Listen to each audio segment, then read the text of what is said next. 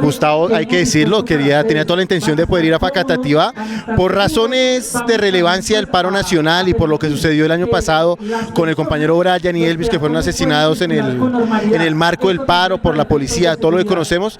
Se decidió conjuntamente con los habitantes de la Sabana hacerle un homenaje hoy a las víctimas y al paro nacional en Madrid. Aquí estamos entonces por eso. Los movimientos sociales y el pacto histórico de Cundinamarca decidió que el mejor punto era Madrid. Un homenaje a los compañeros que cayeron en el paro nacional, un homenaje a las personas que salieron a movilizarse, un homenaje al paro. Bueno, nosotros en todo lado que tenemos que estar, en cada municipio que hemos tenido que visitar en esta campaña, siempre lo digo, estoy muy orgulloso de ser de Facatativá, de la resistencia de Facatativá, de la convocatoria de Facatativá. Hoy aquí hay muchas personas del municipio. Estamos convencidos de que Facatativá va a ser parte de esta historia del cambio que está sellando con broche de oro Gustavo Petro y Francia Márquez. Saludos para la gente de Facatativá. Facatativá, pronto vamos. Estamos ya en la gira por Cundinamarca. Comprometido Gustavo con la gente de Facatativá. Ah, nos veremos. Gracias. Gustavo, ¿algún mensaje para dejarle a Madrid después de este fabuloso evento? ¿Cómo, perdón? ¿Algún mensaje para Madrid después de este fabuloso evento?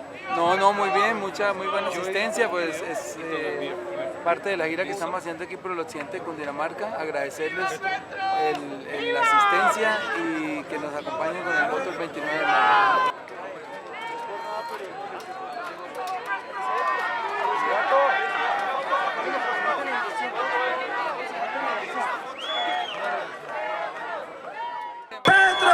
Te queremos mucho.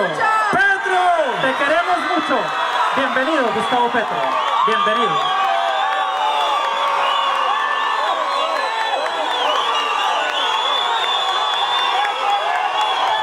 ¡Petro! ¡Te queremos mucho! ¡Petro!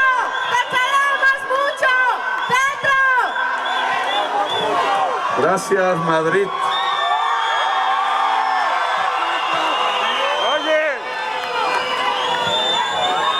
Les agradezco a todos ustedes su presencia en este lugar.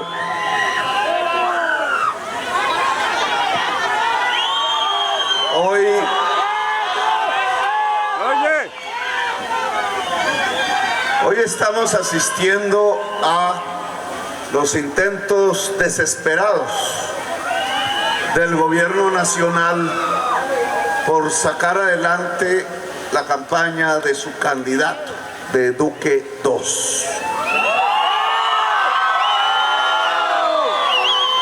Lo que han hecho no tiene nombre. Lo que han hecho es ni más ni menos romper la Constitución, ser sediciosos, ponerse fuera de la ley. Lo hicieron cuando quisieron usar el presupuesto nacional para entregárselo a los candidatos al Congreso de la República, amigos de ellos, para que pudieran comprar votos. 5 millones de pesos se entregaron en virtud de haber derogado artículos de la Ley de Garantías. Con ese dinero público financiaron campañas del uribismo al Congreso de la República. Se destinó el dinero que es la caja común de toda la sociedad colombiana, que aporta a través de sus impuestos para comprar votos, para campañas particulares de amigos del gobierno. Eso se llama corrupción por una parte. Por otra parte, como lo demostró la Corte Constitucional al hundir esa reforma que hizo Duque y pedir la devolución de los dineros con retroactividad, se llama ni más ni menos romper la Constitución por el miedo que sienten del voto popular libre, de las gentes que ya no tienen miedo, que ya no tienen temor, que ya no se dejan engañar. El hecho de colocar los bienes comunes al servicio de un interés particular de la campaña del uribismo. Luego dejaron que las mafias se apoderaran de un pedazo del territorio nacional, bajo la creencia que el temor que cunde en la población de Córdoba, de Sucre, de Bolívar, donde tenemos inmensas mayorías, que ese temor iba a cambiar la conducta electoral de la población, que como había sucedido en el pasado, a partir del terror, de la sangre, a partir del asesinato, iban a imponer un régimen autoritario, permitieron, parando la fuerza pública, no permitiendo que la fuerza pública cumpliera con su función constitucional de velar por los derechos y las libertades de toda la ciudadanía, hicieron un paro armado. El paro armado no fue del Clan del Golfo, el paro armado fue del Estado colombiano. Permitieron que quemaran motos de los pobres, que quemaran camiones del camionero popular, que asesinaran tenderos del barrio, de la ciudad de Sincelejo, de Montería, que asesinaran dirigentes, que censuraran la radio, que dejara de existir la Constitución del 91 en el departamento de Córdoba, en el de Chocó, en el de Sucre y en el de Bolívar, parando la fuerza pública, omitiendo las funciones constitucionales de un gobierno. Creyeron que el poder terrorífico de la mafia podría cambiar el voto popular y hacer que votara por el candidato Duque II, el candidato del gobierno. Y allí nos asomamos entonces a una juntura, a una alianza entre la política gubernamental y el crimen. Un presidente ligado al crimen en Colombia. Lo demuestra la rapidez con que el presidente Duque decidió la extradición de alias Otoniel. ¿Por qué esa rapidez que ciertos sectores de la prensa aplauden sin investigar? ¿Por qué quiso que saliera de inmediato? ¿Por qué desaparecieron al segundo al mando de esa organización narcotraficante? Si no es porque habían comenzado a confesar, habían comenzado a decir que la labor de esa organización del narcotráfico se había hecho gracias a que tenían en su nómina senadores, funcionarios del actual gobierno, miembros de la fuerza pública de alta graduación, de altísima graduación, es decir, que parte del Estado, parte del gobierno, bajo la dirección del presidente Duque, se había coaligado con el Clan de Golfo en la actividad de proteger su exportación de cocaína y su labor de ensangrentamiento del territorio nacional. Política y crimen juntos. Poder y criminalidad aliados en un matrimonio incestuoso que tuvo, para no ser develado, que propiciar la extradición rápida y afanada de los capos del narcotráfico para que no hablaran. Qué triste el país que tiene un presidente al cual le da miedo la confesión de los narcotraficantes. Qué triste el país donde la cúpula dirigente del gobierno, armados y no armados, tienen temor de que un narcotraficante hable ante un juez de la República. Si nosotros gobernamos, no tendremos el más mínimo temor. Permitiremos que las víctimas de la violencia en Colombia puedan restaurar sus derechos a partir de la confesión de todos los narcotraficantes que capturemos. Si gobernamos, el presidente de Colombia, Gustavo Petro, no sentirá el más mínimo temor de la confesión de ningún narcotraficante de Colombia.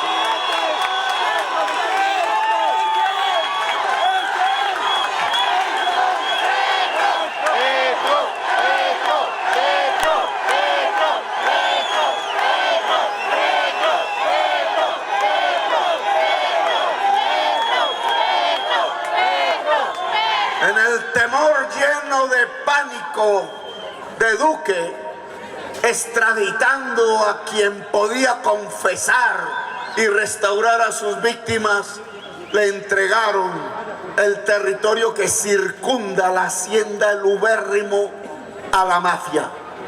Ya lo habían hecho de antemano, ya se lo habían entregado a las Convivir. Ya las Convivir se habían vuelto el paramilitarismo de Antioquia, de Córdoba, de Sucre. Ya estaban protegiendo la posesión ilegítima de un baldío nacional al que le pusieron el nombre de Hacienda El Ubérrimo. Las tierras que posee el expresidente imputado hoy por la justicia no son de él. Las expropió a la nación, igualito que hicieron unos centenares de narcotraficantes, quedándose con millones de hectáreas fértiles, expulsando a 6 millones de campesinos de sus tierras a partir del uso de la motosierra, del machete, de la fosa común y de la masacre. Hoy sabemos, con la información que oculta el títere en el gobierno, que la hacienda El Ubérrimo no tiene títulos de propiedad legítimos, que su tradición en las escrituras lo que dicen es que la propiedad legítima de esa hacienda en su mayoría de extensión es de la nación. Esa apropiación privada de la tierra, que es pública, que es baldío, lo hacen protegidos de una serie de organizaciones armadas ilegales que le ayudan a proteger las tierras incautadas, pero que también se dedican a exportar la cocaína.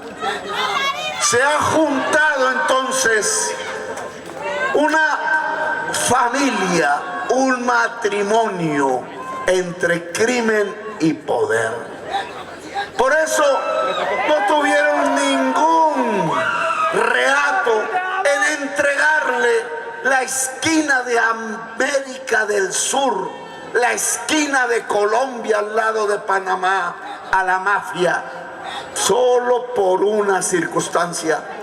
El pueblo que habita Córdoba, el pueblo que habita Sucre, el pueblo que habita Bolívar, el pueblo que habita Chocó, se cansó de la vagabundería, de la corrupción, del asesinato, y ha decidido mayoritariamente, en lugar de arrodillarse ante el fusil, en lugar de arrodillarse ante el miedo, en lugar de arrodillarse ante el gobierno, votar masivamente por esta persona que aquí habla, por el candidato presidencial del Cambio por la Vida.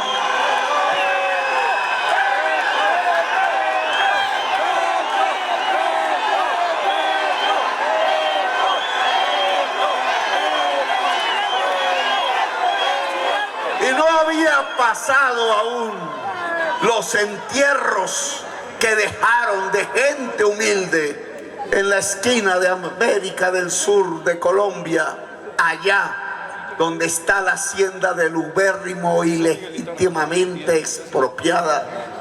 No había todavía acabado de enfriar la sangre que regaron en las aceras, en las veredas, en las calles, en las carreteras, y ya propusían un nuevo golpe contra la Constitución y contra la ley a través de una funcionaria que había sido del gobierno de Duque, convertida en procuradora, violando la sentencia que es obligatoria para el gobierno y para la sociedad colombiana de la Corte Interamericana de Derechos Humanos, que prohíbe tajantemente quitarle los derechos políticos fundamentales tanto a la sociedad como a los funcionarios elegidos, si no es por sentencia de juez penal, como ordena la Convención Americana.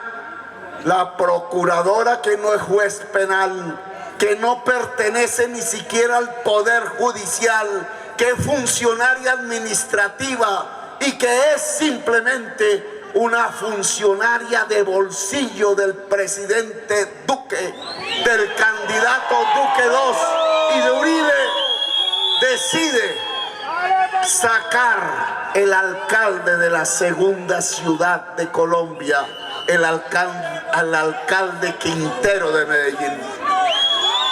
Golpe de Estado se llama. Una y otra vez, con la ley de garantías, a la que abolieron, con el paro armado que hizo en alianza con la mafia el mismo Estado colombiano, con el desacato de la sentencia de la Corte Interamericana de Derechos Humanos. En solo unos días, en apenas unas semanas, el presidente Duque se puso por fuera de la ley, se puso por fuera de la Constitución, decidió ser sedicioso, porque están aterrorizados, paniqueados, porque el pueblo de Colombia ha decidido mayoritariamente votar por el cambio.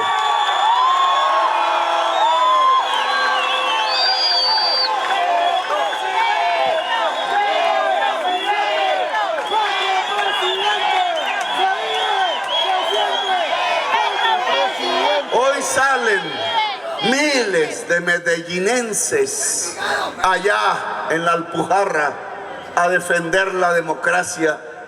Hoy miles de personas han salido en las plazas de Cundinamarca, en Fusagasugá, ahora en Madrid. Saldrán decenas de miles, centenares de miles de personas en los próximos días en las principales capitales de Colombia.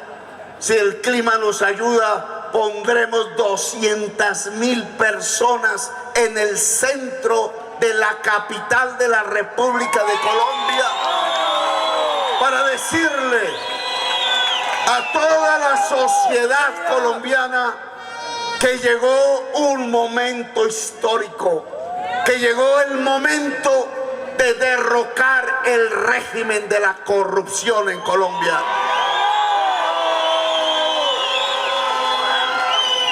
Centenares de miles de colombianos en las próximas 2 semanas saldrán a las calles públicas, saldrán a los centros de las principales capitales de Colombia en alegría, en tranquilidad, en paz, porque no somos sanguinarios como ellos, porque no somos vengativos como ellos, porque respetamos las reglas básicas de la Constitución de 1991 y el Estado Social de Derecho, porque somos hombres y mujeres de paz, porque somos ciudadanías libres, pero no ingenuas.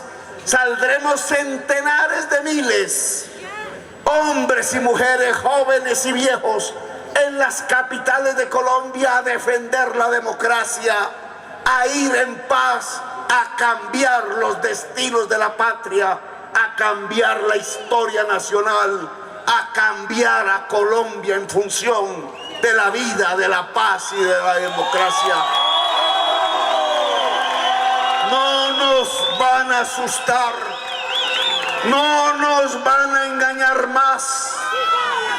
Se ha tomado una decisión en el alma popular que queremos irradiar aún al que está indeciso, aún a la que aún teme el cambio, cuando debería llenarnos de temor es que este país siga manejado por esa alianza sanguinolenta llena de cocaína entre políticos corruptos que se roban el Estado y asesinos que cometen el genocidio contra el pueblo. Lo que deberíamos es asustarnos de verdad si es el ladrón el que queda de presidente, si es que es el asesino el que gobierna Colombia, porque asesinará al pueblo y se robará el Estado.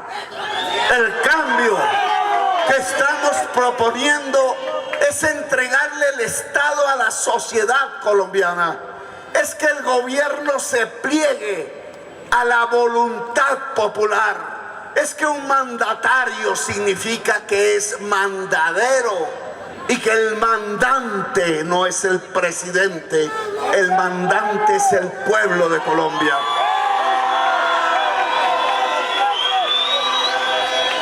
Seré con orgullo un mandadero del pueblo. Francia con orgullo será una mandadera del pueblo y recogemos su mandato.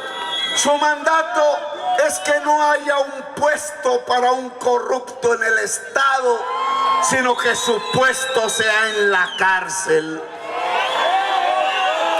El mandato es que es más importante una escuela, una sede universitaria que una cárcel, que un cuartel. Que es más importante un esfero que un fusil.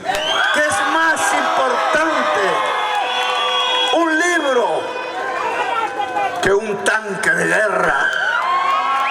Que es más importante que la sociedad colombiana eleve su intelecto general, que la priorización del gasto público debe ser la niñez para que se pueda alimentar, para que se pueda acompañar a la madre cabeza de familia, madre de niños y de niñas en su primera infancia, que es más importante que la juventud pueda entrar a estudiar lo que se le dé la gana en un sistema de educación superior, público, de calidad y gratuito.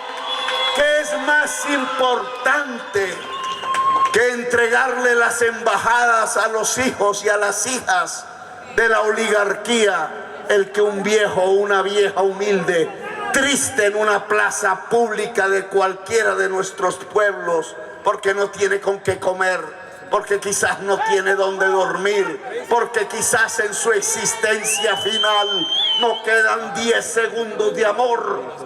Es más importante entregarle la pensión que el puesto privilegiado de una embajada a un hijo de la oligarquía colombiana. Porque el gasto público tiene que tener una prioridad que yo denomino la política del amor. La prioridad es que se deje la exclusión, que se deje de excluir a la mujer por ser mujer, que se deje de excluir al pueblo indígena por ser indígena, que se deje de excluir al negro y a la negra por tener el color de la piel negro o negra, que se deje de excluir a la gente condenándola a la pobreza, cuando todos los colombianos y colombianas, cuando el país tiene la potencialidad para que toda esa colombianidad pueda tener el derecho a una vida digna en el territorio nacional. El cambio en Colombia consiste en cambiar la economía de tal manera que la economía popular, la del rebusque, no se subordine al paga-paga, al paga-diario, al gota-gota del 20% diario de interés con pistola al cinto, sino que pueda haber un sistema de crédito para el pobre, para la gente de la economía popular, para la señora de la empanada, para la señora que hace los jugos, que hace la camisa, que hace el pantalón, para que pueda haber una prosperidad que no sea de 5 como hasta ahora ha sido, sino que la prosperidad real pueda ser de millones dentro de la sociedad colombiana. Hemos propuesto una sociedad de derechos financiada por una economía productiva y del trabajo. No nos interesa una economía que subordina el agua a sacar el petróleo para 4 multinacionales y para producir la crisis climática que puede llevar a la humanidad a la extinción. No nos interesa una economía donde se subordina el agua para sacar en un tren interminable y automático el carbón hacia el mar, mientras mueren miles de niños indígenas guayú. No nos interesa sostener una economía en donde el arma, la violencia y la muerte alrededor de la cocaína se intercambia por un chorro de dólares. La riqueza no está en los dólares, la riqueza está en el trabajo. Lo decían los padres de la economía hace 2 siglos. La riqueza de una sociedad es el trabajo de la sociedad. Y por eso lo que nos interesa es que los campos puedan revivir alrededor del cultivo de los alimentos, de su transformación agroindustrial. Es que el barrio popular y la economía popular urbana de la gran ciudad pueda revivir, porque el crédito, el saber, la ayuda del gobierno, la posibilidad de la conectividad de las energías limpias se pueda poner al servicio de la pequeña microempresa, se pueda poner al servicio de la emprendedora femenina, se pueda poner al servicio de la economía popular. Una economía agraria, una economía industrial, una economía del turismo, una economía basada en el trabajo humano, fundamentalmente del cerebro, del conocimiento. Una economía del trabajo productiva y no una economía de depredadores sobre la naturaleza que pueden llevar al borde de la extinción a la humanidad entera. Una economía de energías limpias, no de sucias. Una economía del trabajo humano y no del azar depredador. Una economía de gente decente, hombres y mujeres, que usando su cerebro bien alimentado puedan trabajar, y no una economía de mafiosos. Una economía productiva basada en la agricultura, en la producción de alimentos, en el cuidado del agua y de la naturaleza, en la industria transformadora que pueda financiar una sociedad de derechos, donde el derecho fundamental pueda ser universal, donde pueda ser cierto y no discurso constitucional el que pueda haber un derecho al trabajo, que pueda haber un derecho a la pensión, que pueda haber un derecho genuino a la salud universal, a la educación universal, que pueda haber un derecho a la vida, a la dignidad humana. Una sociedad de derechos es la base fundamental para construir la paz de Colombia.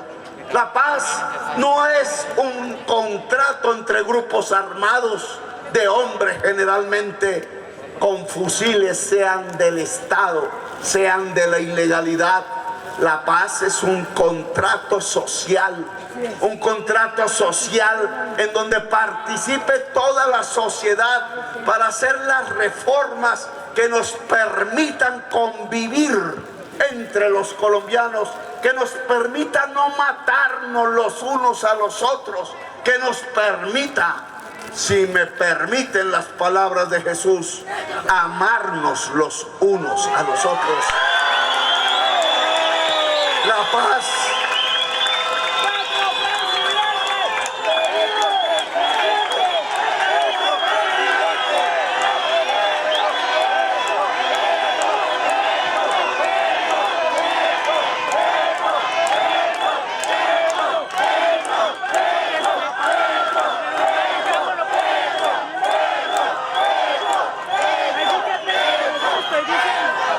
La paz es quizás simplemente que se garanticen los derechos fundamentales de la gente, de las personas que habitan a Colombia.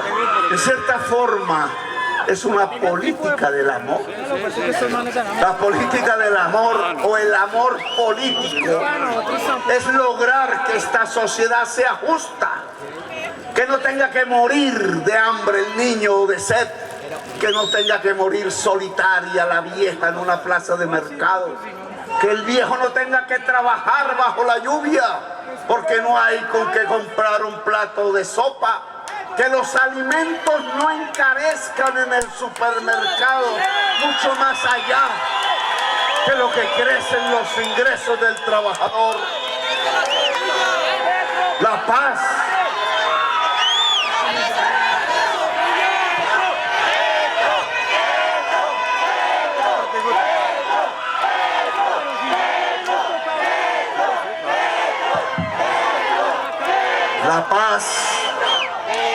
consiste en que se pueda comer, en que el niño vaya sano a la escuela, como dice la canción.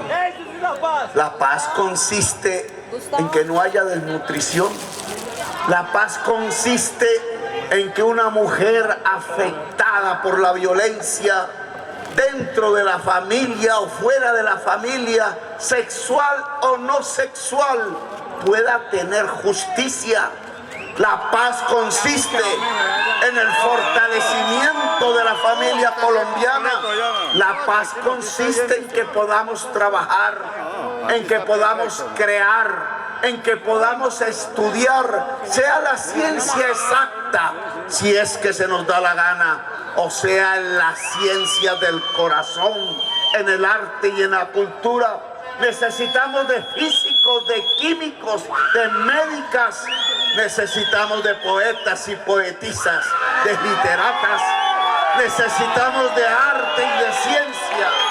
Al final, el arte y la ciencia, el corazón y el cerebro son las bases para tener una economía productiva, una sociedad de derechos y por tanto una sociedad en paz. El cambio que proponemos entonces consiste en esto, en volver la economía raquítica y depredadora y especuladora de Colombia a favor de 5 banqueros, a favor de 3 petroleros y una carbonera, a favor de 5 mafiosos que se han comprado el Congreso de la República, la ley y hasta el presidente, como hizo el Ñeñe abrazándose con el actual presidente Duque. Consiste en cambiar eso por tener una economía de millones de trabajadores, trabajadoras, creadoras, con un sistema financiero que no llegue a 5, sino a 50 millones de colombianos, con un sistema educativo que no sea para el 20% de la juventud, sino que sea para el 100%, con un sistema educativo que permita 3 años de preescolar para poder alimentar no solamente en saberes, no solamente al cerebro, sino al estómago y al espíritu de la totalidad de nuestra niñez, que ni más ni menos dentro de 20 y 30 años será la nación colombiana. Queremos saber cómo será la nación colombiana en 20, en 30 años. Será como estemos cuidando a nuestra niñez actual. Si el gobierno de Colombia está dejando que 1 de cada 5 niños en esta región y 2 de cada 5 niños en el Pacífico, en el Caribe, estén desnutridos, se estén carcomiendo su cerebro para poder equilibrar la cantidad de nutrientes que no llegan a su cuerpo para vivir, pues lo que estamos es destruyendo la nación colombiana dentro de 20 y de 30 años. El cambio que proponemos es que eso no ocurra, que ocurra el que podamos cuidar en medio del amor, del cuidado, no solo de la familia o de la mamá sola, que en el caso de 5 millones de familias es ella, o en el caso del Estado podamos cuidar la totalidad integralmente de la niñez colombiana, para que esa nación de Colombia dentro de 20, 30 años, cuando quizás muchos de nosotros no estemos, sea una mejor nación que la que hoy vivimos, sea una nación grande y poderosa, sea una potencia mundial de la vida. Lo que estamos proponiendo es un cambio por la vida. Y el cambio por la vida se dirime, se decide este 29 de mayo. 29M. Si lo prefieren, M29. 29 de mayo. Yo los invito y las invito a que, si son jóvenes, convenzan al papá, a la mamá, para ir en familia, tranquila, alegre, ojalá cantando, ojalá donde se pueda bailando, con tranquilidad del espíritu, a votar con un arma en la mano, un esfero que puede cambiar la historia de Colombia si se marca una X en el tarjetón sobre la cara de Petro y de Francia. Invito a que Madrid, Mosquera, Faca, Funza, el occidente de la sabana de Bogotá, el occidente de esta tierra inmensa que ha sido testigo de una de las peores corrupciones de la clase política a partir de lo que se llama el volteo de tierras, destruyendo los municipios. Aún por ahí está la zona franca de los hijos de Uribe. Aquí yo me comprometo ante ustedes a que mis hijos, que estudian, que no hacen negocios sino estudian, no es pecado hacer negocios, pero sí es pecado utilizar la figura presidencial para enriquecerse, jamás vendrán ni a Madrid, ni a Mosquera, ni a Funza, ni a Faca, ni a Chía, ni a Cajicá, ni a Zipa, ni a Suacha. Jamás verán un hijo mío haciendo centros comerciales con dineros oscuros. Jamás verán que se mete a una alcaldía a convencer a un alcalde corrupto, hoy padre de una senadora, para ver si el consejo municipal voltea el uso de las tierras que se han apropiado previamente, para, en lugar de que sean tierras rurales que cultiven maíz y comida, se conviertan en tierras de una zona franca que enriquece a los propietarios de la tierra recién adquirida, pero no al pueblo, no a la gente que trabaja. Jamás verán de mi parte un enriquecimiento ilícito. Todo corrupto terminará en la cárcel y todo el pueblo de Colombia terminará en el gobierno democrático. Este 29M los invito a cambiar la historia de Colombia, con la tranquilidad en familia, a marcar esa X y a decidir el destino nacional. Ya no seremos, como dice Gabriel García Márquez, la generación de los 100 años de soledad que no tiene una segunda oportunidad bajo los cielos de la tierra.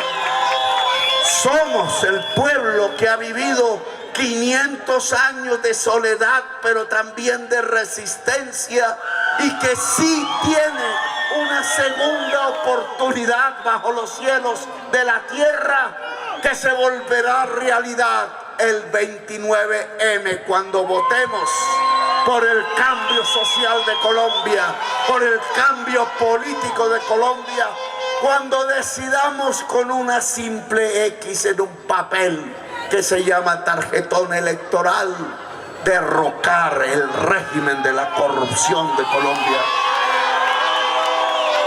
Así que los espero con alegría.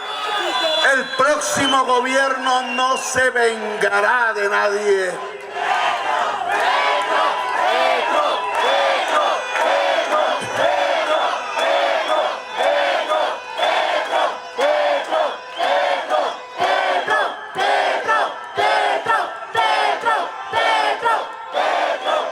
El próximo gobierno gobernará para quienes votaron por nosotros y para quienes no votaron por nosotros. El próximo gobierno no perseguirá opositores, no perseguirá a Uribe y su familia, no perseguirá uribistas a menos que sean corruptos.